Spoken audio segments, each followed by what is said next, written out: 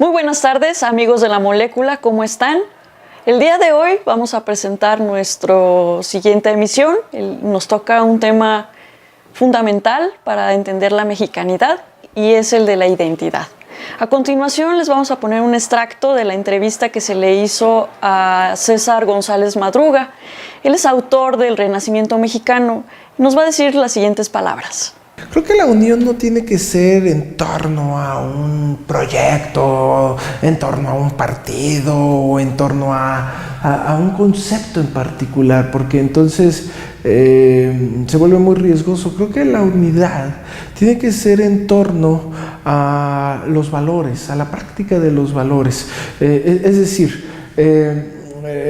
despertar el Quetzalcóatl colectivo, el Mesías colectivo, que todos podamos ser salvadores como lo fuimos después del 19 de septiembre, pero que no esperemos a que haya un sismo para poder salir a tenderle la mano al prójimo, para poder salir a ser verdadero, para poder salir a ser auténtico, para poder salir a ser un rescatista de gente que esté necesitada, de ofrecer mi mano, de dar un abrazo al extraño, de confiar en el otro, de pensar que el otro es alguien que me puede sacar dentro de los escombros al día siguiente, de comportarme generoso, y esa es la unidad. La unidad no es, me gustaría entender, bueno, cómo hacerle para que esos minutos que vimos después del sismo no queden como una estrella fugaz, como un asunto pasajero, sino que sean una forma de vivir, por ejemplo, en honestidad, vivir en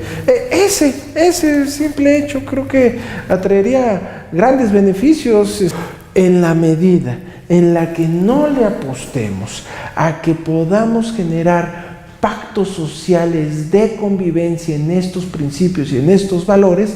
Pues entonces el día de mañana se va a llamar fiscal anticorrupción de los fiscales anticorrupción, ¿no? Y vamos a empezar a hacer una serie de falacias, de creer que todo se resuelve con Robocops, de creer que todo se resuelve con acciones hollywoodescas. No, esto lo vamos a tener que resolver en una forma de vivir y de convivir. Y que esto nos atrae a mucho, ¿no? Decía Hannah Arendt, filósofa alemana de origen judía, a la violencia siempre le precede la mentira. Una sociedad que se acostumbra a vivir en la mentira como una forma de vivir, pues no nos sorprenda que hayamos tenido el mes pasado, el mes más violento, un mexicano ejecutado por cada 19 minutos que transcurren. Entonces, para darle la vuelta, pues solo si empezamos por el renacer de los valores y principios universales, aquellos que nunca mueren. Pues ya estamos aquí de regreso y bueno, a continuación les voy a presentar al panel que tenemos el día de hoy, muy interesante, gente especializada y que ha trabajado en el área de la cultura y la identidad sobre todo. A mi derecha está Max Emiliano Negrete, un joven de prepa 5 para ser exactos, y ha trabajado en su pueblo que es San Gregorio, aquí en Xochimilco. Nos va a hablar unas cosas muy interesantes desde su perspectiva estudiantil.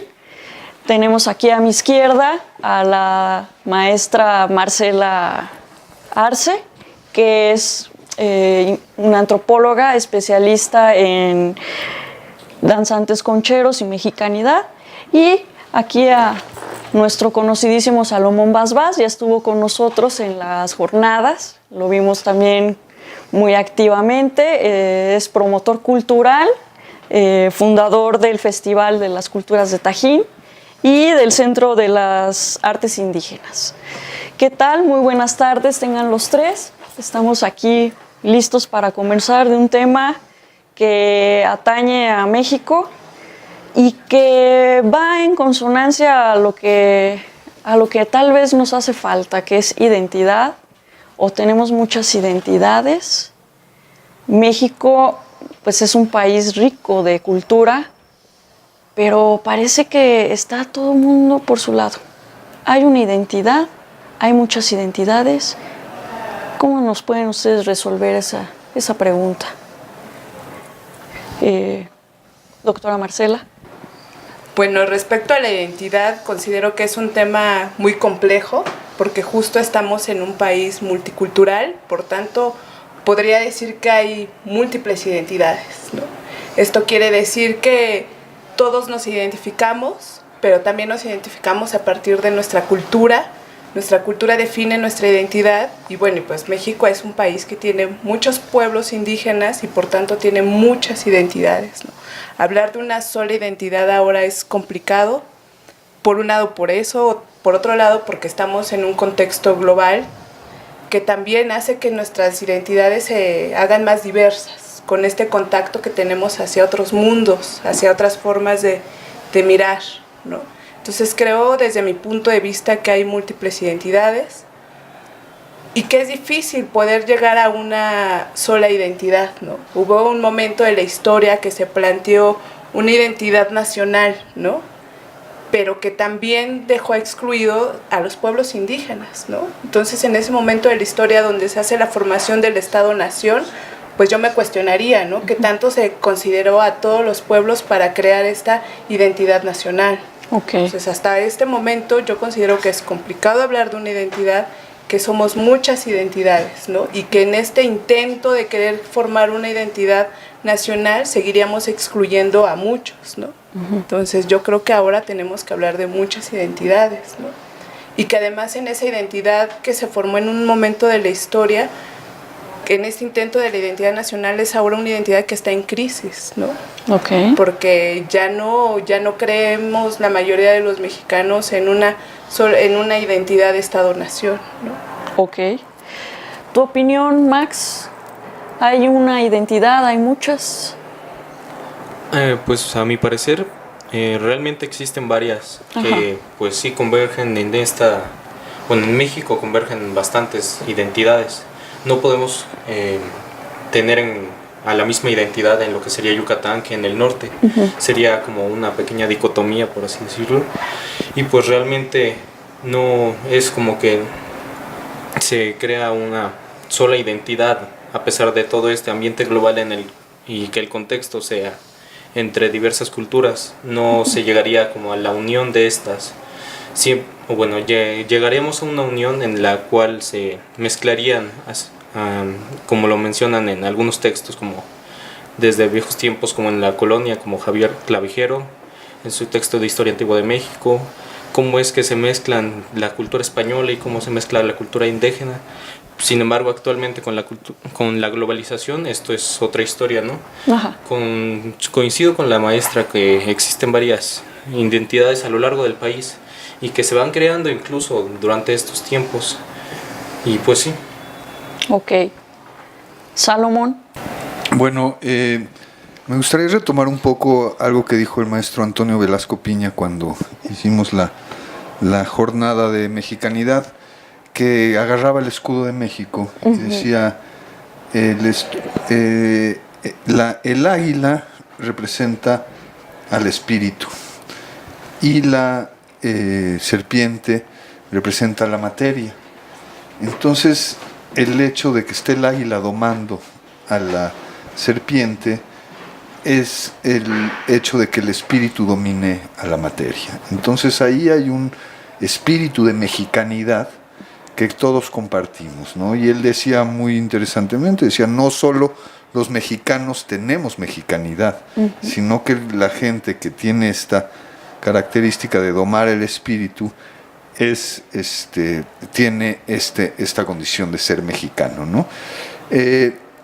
Anteriormente, como bien decía la maestra, se buscaba una identidad nacional, o sea, la identidad era una resta, ¿no? Era, tú deja de hablar totonaca, deja de hablar náhuatl. Y todos hablen español. Sí. No uses tu traje, usa el traje del... Ese era el proyecto de Vasconcelos. Ese era el proyecto de nación.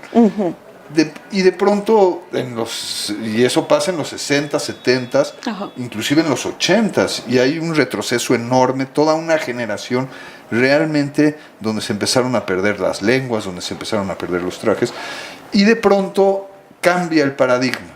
Hoy la diversidad es un valor importante, y la identidad ya no se vuelve una resta, sino que se vuelve una suma. O sea, hoy puede ser totonaca guadalupano, mexicano. No Claro. tienes que dejar de ser ninguna de las demás. Entonces yo creo que el paradigma del siglo XXI es la suma de identidades, no la resta de identidades. O sea, no somos un país multicultural, un país multidiverso, todos somos mexicanos, tenemos esta condición de los mexicanos que somos orgullosamente mexicanos, ¿no? A diferencia de otros países que Claro. hasta pena les da a veces, pero ¿qué nos une? ¿No? Yo diría ahorita que decía, ¿Qué nos une? el maestro decía, ¿qué une de Tijuana a Chetumal, no? Pues no es la tortilla, porque la tortilla de allá es gigantesca y la de Chetumal es chiquita, ¿no? El maíz sí. El maíz, sí. ¿No? Y en un proceso de globalización, pues nos une el gansito marinela, pues, vergonzosamente, ¿no? Nos unen de pronto estas transnacionales, pero sí, yo sí creo que más profundamente nos une un espíritu de lo mexicano, un orgullo de lo mexicano y una forma de ver el mundo desde lo mexicano. Y eso hace que la mexicanidad sea muy valiosa hoy en el concierto global. O sea, ser mexicano en el concierto global es una gran ventaja, porque eres parte de todo un núcleo. Hace poco cambiaron el nombre de México, antes era Estados Unidos Mexicanos, y también había territorios mexicanos. O sea, eres maya, pero también eres mexicano, eres Claro. totonaca, pero también eres mexicano. Entonces, y yo creo que eso, a pesar de las cuestiones oficiales y de toda esta opresión que se ve, se sigue manteniendo este espíritu de mexicanidad, de saberte compartido con otros, no importa tu etnia, tu religión, sino que eres compartido con los otros, ¿no? Somos paisanos. De acuerdo. Todos, ¿no? Por ejemplo, ¿cómo seguimos siendo tan discriminatorios con tanta gente? Todavía seguimos siendo distinciones entre grupos indígenas, entre blancos, mestizos. Hay gente en la sociedad que dice, no, yo mestizo no, yo no soy mestizo. Hay gente que niega esa parte. Si somos tan orgullosos de nuestras tradiciones, ¿qué tenemos que decirles a esas personas que no quieren aceptar que a través del lenguaje discriminan o que están haciendo siempre cosas diferentes que no nos están uniendo? Mi pregunta, si hemos avanzado en la pluriculturalidad y realmente estamos aceptando que somos mayas, pero mexicanos, pero latinoamericanos, ¿por qué tenemos todavía estos problemas de discriminación?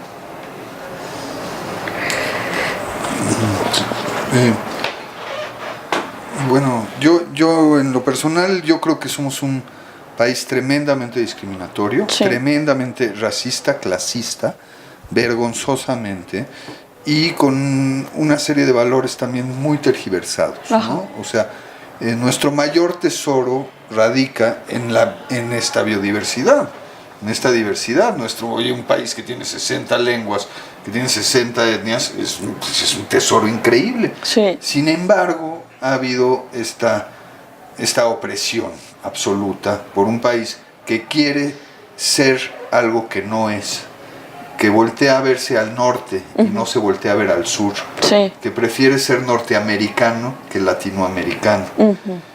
Y creo también que hay un cambio generacional, y esto a mí me toca mucho vivirlo en las comunidades, porque veo a los abuelos con una gran fortaleza identitaria, con un gran... Luego está esta generación perdida, que les da, por la opresión que tuvieron, que les da pena, que ya no transmitieron la lengua a sus familias, que ya no usan el traje y todo. Y luego viene una generación de jóvenes que a mí en lo personal me da una esperanza enorme, porque son jóvenes, muchos de ellos indígenas, orgullosos de su etnia, pero con una conciencia enorme de querer, de tener estudios, de tener una carrera. Antes te decían, no, si quieres ser de progreso, quítate el traje si quieres estudiar, ¿no? Y ahora no, es un complemento, al revés, es un valor tener una identidad.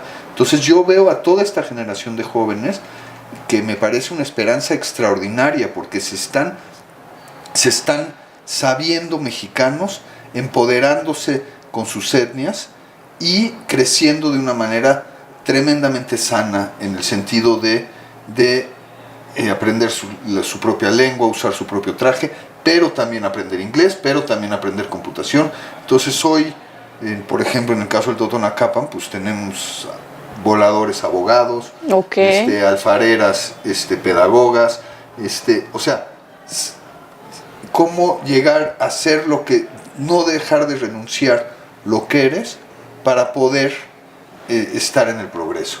Y yo creo que los que estamos del otro lado, en las ciudades, los que dicen los totonacas, los luguanes, los mestizos, tenemos que ser muy inteligentes para aprovechar todo esto y trabajar de la mano. O sea, si este país no aprende a trabajar y a caminar de la mano con sus pueblos indígenas, este país no tiene futuro, no tiene sentido. Marcela, ¿tu opinión? Pues ahora que hacías esta reflexión antes de la pregunta, me recordaba el análisis que hace Guillermo Bonfil, ¿no? Cuando dice, hay un momento donde se quiere ocultar este México profundo porque hay un México imaginario, ¿no? Uh-huh. Y creo que eso es lo que sucede en esta cuestión de la discriminación, que podría yo decir racismo, ¿no? Al final. Sí. Y que todos, o que la mayoría, ¿no?, de los mexicanos ven a ese México imaginario al que no hemos llegado, ¿no? Y que fue una promesa como proyecto de nación, pero que no hemos llegado, y que muchos siguen encasillados a esto que decía, a mirar hacia el norte, a mirar lo que no somos, ¿no? Porque no volteamos a ver lo que tenemos, uh-huh, la riqueza que tenemos culturalmente, y creo que ahí tiene que ver una cuestión que esto dices, ¿no? Bueno, ¿por qué no logramos reconocernos y dejar a un lado la discriminación, ¿no? Porque creo que hay una falta de reconocimiento, primero de uno mismo, para poder reconocer al otro, ¿no? Sí. A los pueblos indígenas. Y ciertamente, como comentaba el doctor, ahora se están forjando identidades fuertes, ¿no? Hay grupos, por ejemplo, específicamente yo trabajo con grupos de danzantes concheros y de la mexicanidad, ¿no? Que dicen, tenemos que regresar a nuestras raíces, tenemos que reconocer a nuestros abuelos, a nuestros ancestros, y orgullosamente decirlos, ¿no? Claro. Ahora creo que diferentes grupos culturales dentro de la ciudad tienen un doble trabajo, ¿no? Tanto para ser visibilizados ante este proyecto global, ante las políticas culturales, económicas que les impactan, y también tienen el trabajo de dejar enfrente su identidad, su práctica cultural, ¿no? De acuerdo. Max, ¿tu opinión sobre la discriminación?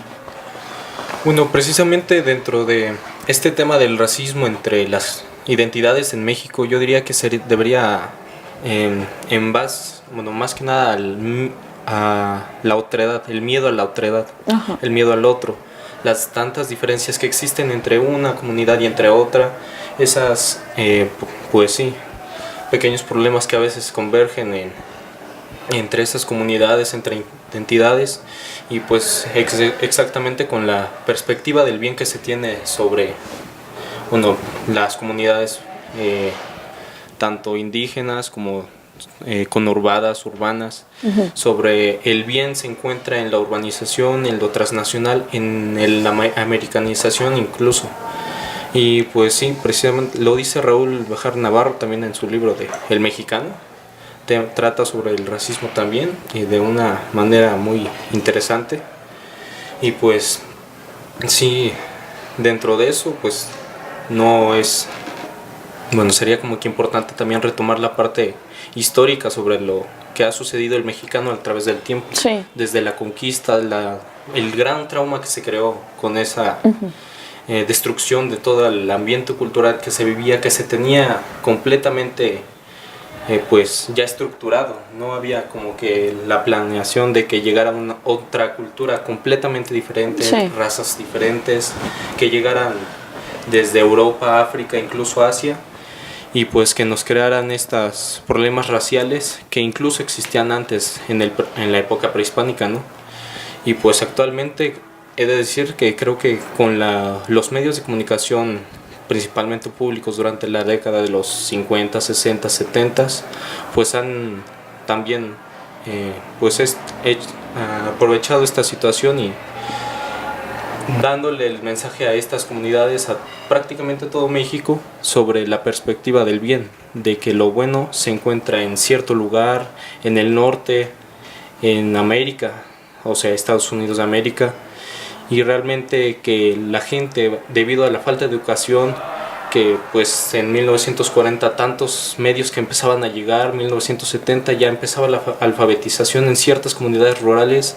Sin embargo, realmente ¿quién se ponía a pensar sobre qué es lo que nos estaban dando los medios, qué es lo que nos vendían y cómo pues ya para la década de 1990 con el neoliberalismo, las políticas económicas, con la entrada de tantos productos transnacionales que se venden tan maravillosamente como productos milagro y que pues la comunidad mexicana pues las acepta por cómo es que se venden, ¿no? Yo diría que eso también vendría a ser uno de los problemas del racismo aquí en México.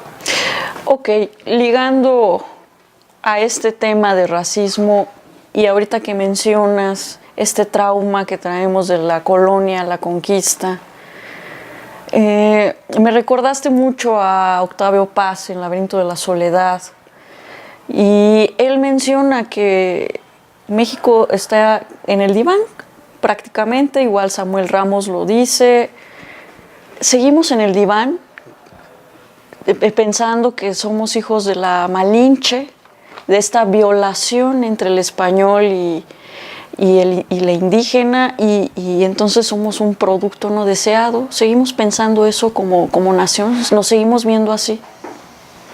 Bueno, a mí en lo personal ya me parece ridículo, siendo hijo de migrantes y nieto de migrantes, de seguir peleando lo que pasó hace 500 años, ¿no? Ajá. Creo que somos un país multicultural donde lo mismo hay gente muy valiosa que vino de España con las migraciones, como de Europa, como de Asia, como de muchos lugares. México también ha sido un lugar donde convergen muchas identidades y que le abrió la puerta en su momento a los lugares que más lo necesitaban, la Guerra Civil Española y todo. Yo no creo que debamos de seguir lamentándonos de la conquista de hace 500 años. Creo que no es un trauma nacional, definitivamente. Creo que ya esto está sobrepasado.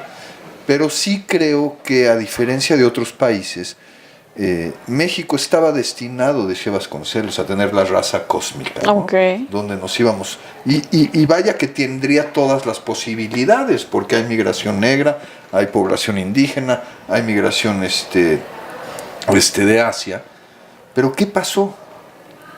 Que no nos juntamos. Sí, perdimos el rumbo. Unos por acá, otros por allá y otros por allá. Tú vas, a diferencia de México, a Brasil, y a Colombia y a Cuba, y hay verdaderamente una unión. ¿Por qué? Porque se casó la negra con el indio y con el mestizo, y entonces en la misma familia hay rubios, negros, morenos, y entonces se quita toda esta cuestión de la discriminación y del racismo, porque en la misma familia conviven todo eso. Qué aquí interesante. En México aquí no se unen, no sé, es como una cuestión de linajes, a mi parecer. Todavía siguen las castas, ¿no? Castas y los linajes. Las castas. Y algo que mencionó Max también más allá del racismo está este clasismo brutal, ¿no? Donde los que tienen dinero en este país viven mejor que los sheiks alemanes, y los que no tienen viven peor que la gente de Etiopía, ¿me entiendes? O sea, sí. Es realmente las desigualdades son caldo de cultivo para un clasismo brutal y para un racismo enorme, ¿no? Ahorita que salió la candidata Marichuy las cosas tan clasistas, tan horripilantes que oímos hacia los pueblos indígenas, sí. Es vergonzoso, ¿no? Entonces yo creo también que no estamos, clasismo y esta desigualdad monetaria no abona de ningún caso a tener una identidad mucho más fortalecida. Estos cuates, los dueños de México, pues viven en Miami, tienen sus aviones, están viendo, y hay mucha gente que nunca ha salido de su propia comunidad, que no tiene ni siquiera esta idea de globalización, que no le llega más que a través de estos canales de televisión donde te venden ser rubio, ser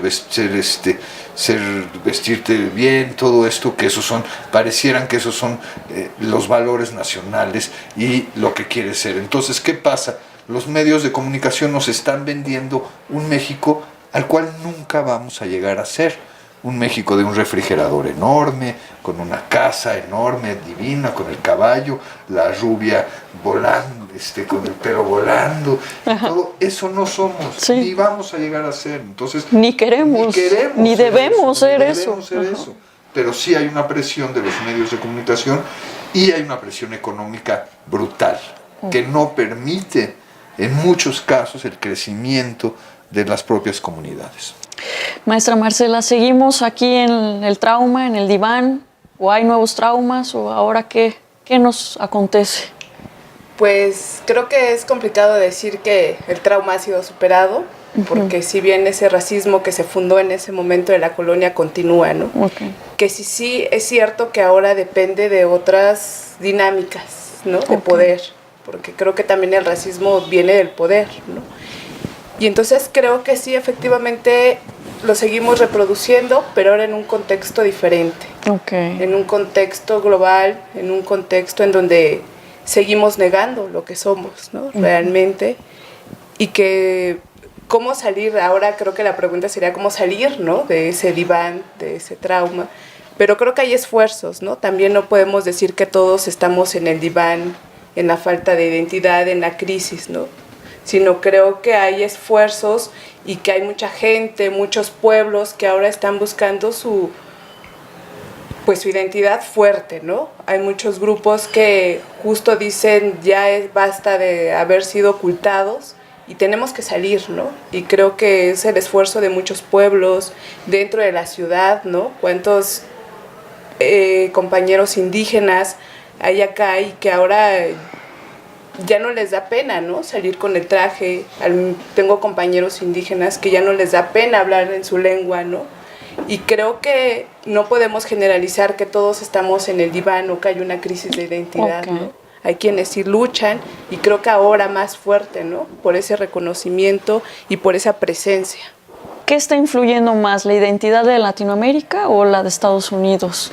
Y por ejemplo, nuestros paisanos allá están formando parte de nuestra identidad aquí en este territorio. Bueno, yo quería preguntar a los tres, ¿qué está influyendo más, la identidad que se está generando hacia los Estados Unidos o la identidad que tenemos como latinoamericanos? Y también el hecho de esa gente que vive en Estados Unidos, que son nuestros paisanos, si están influyendo en nuestra identidad en nuestro territorio. Max, ¿tu opinión? Bueno, quisiera comentar principalmente que, pues, más allá de que la identidad de Estados Unidos esté afectando tan fervorosamente como podría hacerse más en el pasado, como en las películas de los migrantes o incluso con canciones como La Jaula de Oro, empieza la pluriculturalidad con América Latina de una manera maravillosa. Se nota, bueno, en el aspecto estudiantil en donde me desenvuelvo, ahí se nota de una manera pues particular, porque ahí convergen lo que sería la cultura de Colombia, Venezuela incluso, con los medios y redes sociales principalmente, con esta apertura de la globalización que nos ha traído pues tanto bien y tanta riqueza cultural aparte, ¿no? Iba en el metro y pues ya estaban al lado unas compañeras argentinas y pues allí es una pequeña muestra de cómo íbamos platicando ellas sobre su vida cotidiana, cómo era ahí, por qué decidieron venir, de por qué ya estando a 10 años de dejar su país, por qué decidieron llegar acá.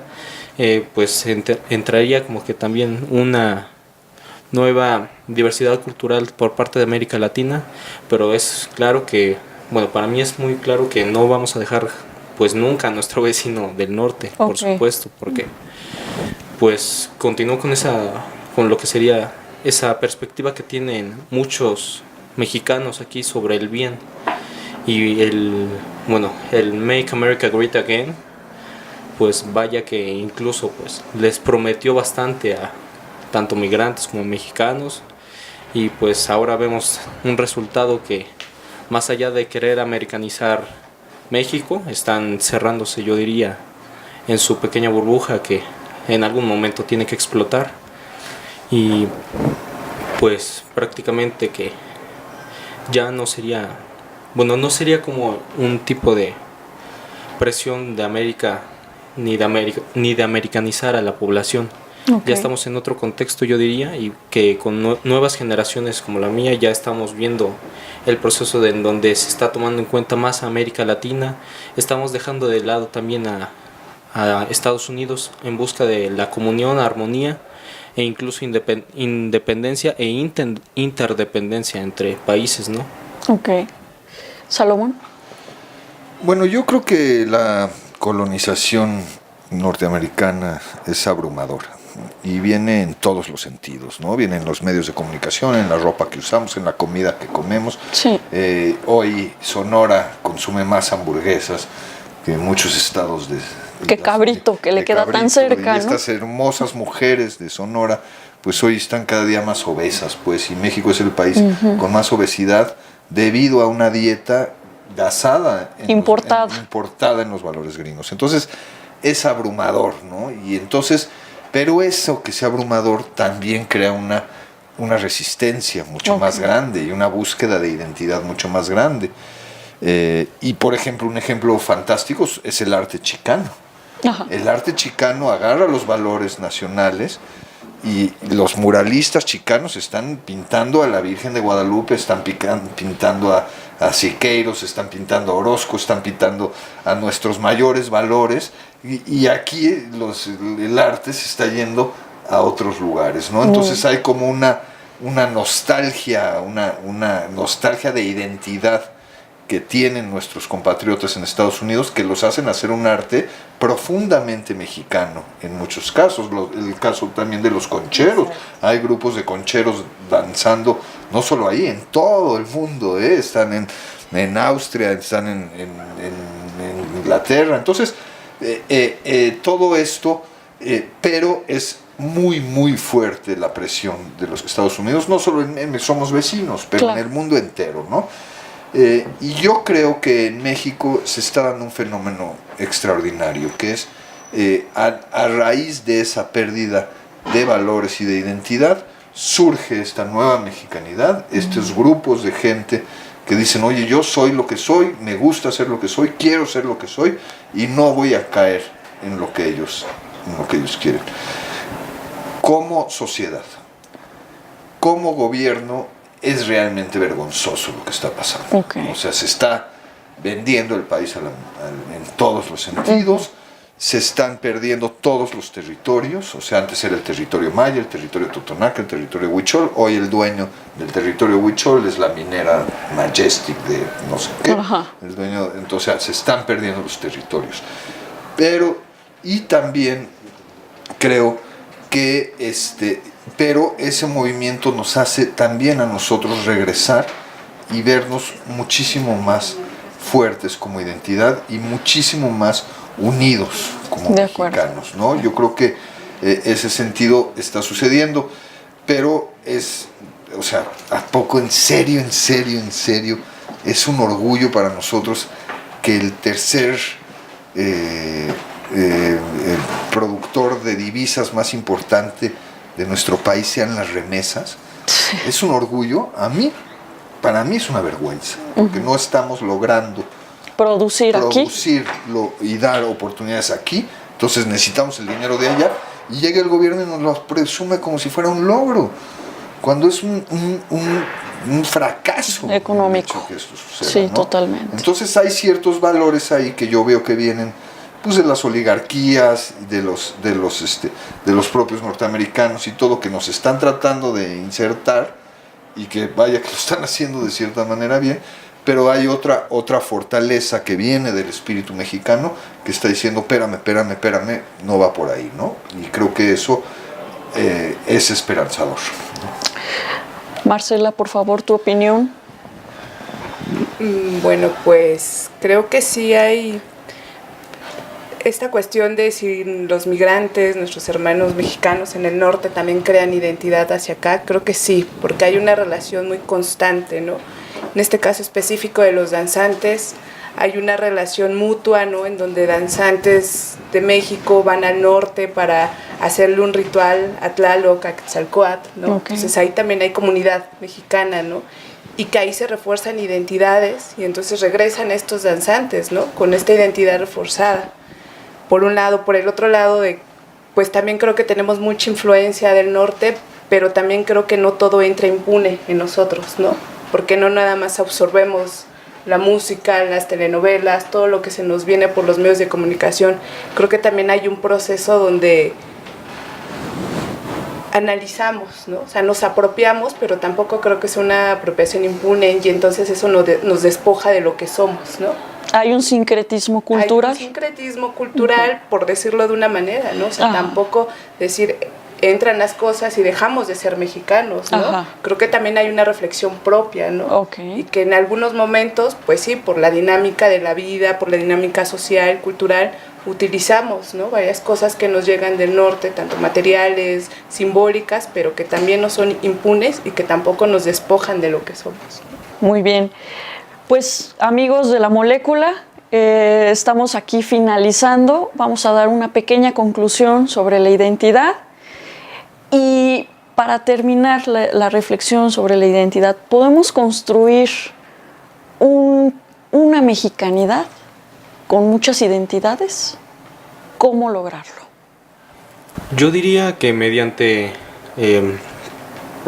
no sería tanto como el plan de nacionalismo o como un plan impuesto por parte de autoridades, sino como iniciativa social. Ajá. En la cual nosotros, como miembros de una comunidad, miembros de una nación, y pues con todas las personas que llegan a nuestro país diariamente, todas las que salen, forjar esa unión que pues surge entre nosotros por medio de los valores, no tanto culturales, sino más éticos, morales, por así decirlo, como lo es el amor, la paz, la convivencia entre cada uno de nosotros como seres humanos que somos, como el ser, de saber que uno está aquí teniendo una identidad, el otro está de mi lado teniendo otra identidad, y que no por eso vamos a tener que andar entre problemas, causándonos conflictos. Ajá. Y pues yo diría que entraría lo que sería mucho por parte de la educación sobre esta multiculturalidad entre todos, estos encuentros culturales que surgen, y pues no precisamente como un tema de estudio, sino como una forma de vida, forma de vida. En la cotidianidad de todos nosotros. Uh-huh. Podemos tener al lado a un migrante, al lado a nuestro vecino que ha sido de un pueblo originario, nosotros de la ciudad, etcétera, mediante pues sí lo que sería el respeto al derecho ajeno y a la cultura ajena, yo le agregaría, uh-huh, para generar una paz y armonía. Muy bien. Salomón. Bueno, yo coincido con Max, tenemos que pasar por el respeto, primero que nada, ¿no? Valores el respeto hacia el otro. Hacia el otro. Uh-huh. La valoración hacia el otro. Exacto. ¿No? De pronto, nuestra mayor riqueza como país está en nuestros pueblos originarios, nuestros mayores valores, el amor a la tierra, el amor a la familia, uh-huh, los sistemas de valores familiares, el acercamiento a las deidades, los rituales, las danzas, las fiestas patronales, todo eso son factores de unión de la comunidad y se hacen con profundo respeto, ¿no? Entonces, en un país multidiverso, en un país lo que se necesita es un respeto. Del uno al otro, somos iguales, ¿no?